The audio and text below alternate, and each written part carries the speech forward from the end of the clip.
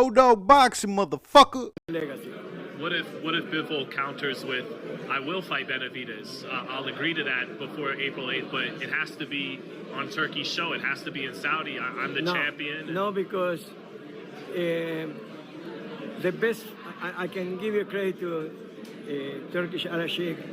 He do excellent fights, but he sold not too many at $26. He sold when PBC never have 45,000 or 50,000, under 50,000 pay-per-view. Always is over 100.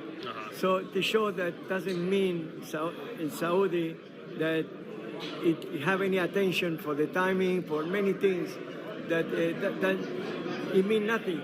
It's more important America, because we have a Mexican, Ecuadorian, and American fighter that they want to fight in Las Vegas.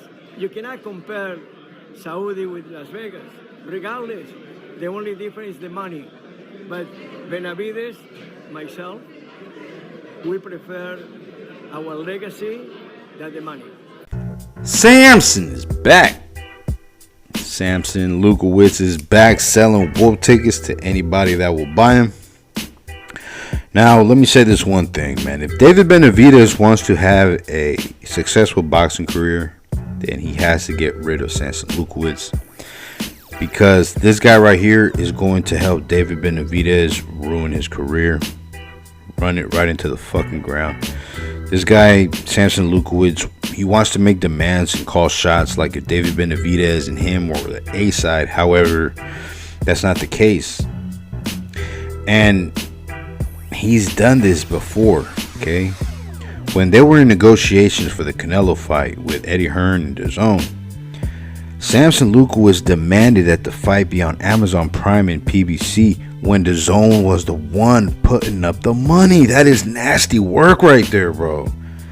And here he is again for the second time doing it all over again. Let me ask y'all this. How does Samson Lewkowicz negotiation tactics work for the Canelo fight? Not very good now, did they? And here he is again, David Benavidez, letting this guy ruin his boxing career. Good job, David. Sean Zattel, he asks a good question. He says,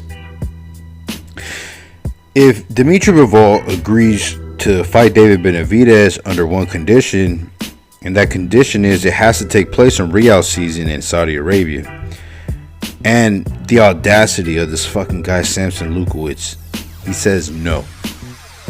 And that's what I mean by, if David Benavidez was smart, he would get rid of this guy Samson Lewkowicz. I'm telling y'all right now.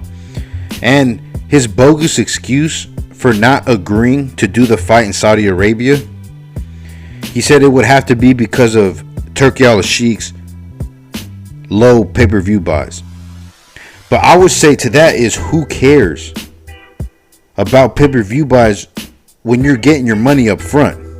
When you're working with the Turk, you don't have to worry about pay-per-view buys. Why? Because you're going to get your money up front. You don't have to worry about no bullshit ass back end money. No, you don't have to worry about pay-per-view like you do over here in the States. And here's another thing, man. This guy is a walking and talking contradiction, because he says that he doesn't care about the money. Him and David Benavidez are only worried about legacy. So then, why is Samson Lewkowicz so worried about the pay-per-view buys? That's his excuse for not going to Saudi and making this fight happen. You see what I'm saying here? The math ain't mathing, man. This guy is not... he's not making sense, man. Can't really blame this all on Samson Lewkowicz, though, because David Benavidez is doing some fuck shit as well. Because here recently, David Benavidez went on Jake Paul's podcast and said that, and I quote, "If they can't work with you, then they do everything to close you out," end quote. And that right there, ladies and gentlemen, is absolutely nasty work done by David Benavidez. Because not so long ago, Turkey Al Sheikh invited David to Saudi Arabia to go watch the fight between Dimitri Bivol and Artur Beterbiev. And so David Benavidez agrees, and so he gets on a plane, right? He takes a 15-hour flight from the United States all the way to Saudi. I just want you guys to envision sitting in a plane for 15 hours to fly all around the world, all the way to Saudi Arabia, right? And once you get there, you're obviously there for business, right? What do you think? Turk just invited you to look pretty in the stands? And no, bro, you were invited there to talk business. But instead of doing that, you don't even wait for the main event. Dude, you leave early. You cut out way before the main event even starts. You leave in the middle of the Virgil Ortiz versus Israel Madrimov fight, bro. Nasty. Absolutely disgusting. Only to get back on a plane. To sit on a plane for another 15 hours. Only to get back to the United States and get on the Jake Paul podcast to talk about how they're doing everything to close you out. That is absolutely disgusting behavior done by David Benavidez. I'm sorry, man. So David Benavidez wants to say that they're doing everything to ice him out, Turk Yalashiq and them, right? When they've tried numerous times to work with you and your team. I've got proof. Here's a receipt of your janky ass manager, promoter, whatever his relationship is to you, David, admitting that you guys have been offered a fight for a big bag. For a Bivol fight? No, it was an offer from the other side. We said From Riyadh season? to fight somebody else for a good money-wise. But money, buy loyalty. So there it is. Samson Lewkowicz admitting that Saudi Arabia Riyadh season tried working with Team Benavidez, but they turned it down. And I'm already knowing what Samson and David Benavidez are doing here. They're playing an angle.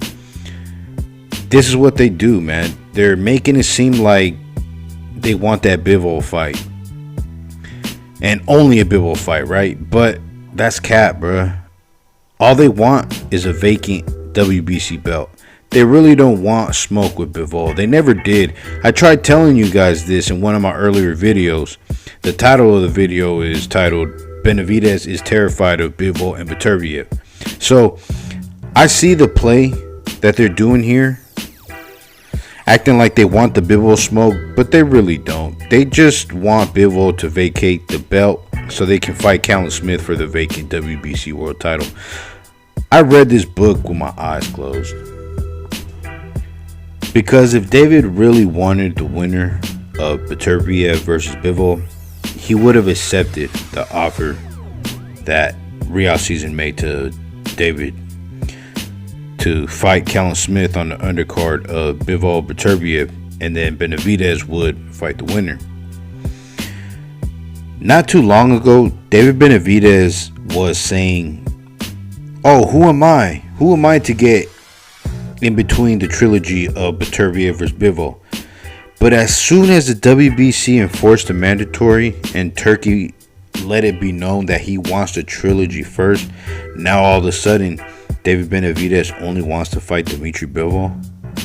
I'm not buying it, bro. I'm not buying it, fam. David Benavidez was in the super middleweight division for something like 7-8 years. Never unified. Nothing. Now you're telling me that David Benavidez can't wait one more summer to get his shot at Undisputed? Stop it. Samson Lewkowicz, David Benavidez must really think we're stupid. They're really insulting our intelligence if they really think that we're buying the politics and the wrong side of the street bullshit. Because the same people that used those excuses, the same fighters that used to use those excuses, when they really wanted the fight, they got it. All they had to do was sit down with their people, their promoters, their managers, whoever it was, and get it done. An example of what I'm talking about is Errol Spence. He hid behind the politics and the wrong side of the street excuses for years. But once Errol Spence decided that enough was enough and he realized that there comes a time in a man's life where he has to stop running away and face things. He went against the grain. He didn't listen to his promoters and his manager's advice, and he fought Terrence Crawford. That example alone should tell you that if David Benavidez really wanted that Bivol fight, he would be doing whatever he had to do to get it. But like I told you before, David Benavidez never really had any intentions of fighting the winner of that fight. That's why he's fine with hiding behind the politics and the excuses. But guys, girls, I'm going to end it right there. I could go on for hours, right? Talk this boxing shit for hours and days on end. But I'm going to cut it right there. That's all I have for this one, guys. Yeah, man, let me know. Let's chop it up. Let's talk some boxing, man. And yeah, man, leave it down in the comment section. You already know. It's been your boy O-Dog boxing, and I'm out this bitch.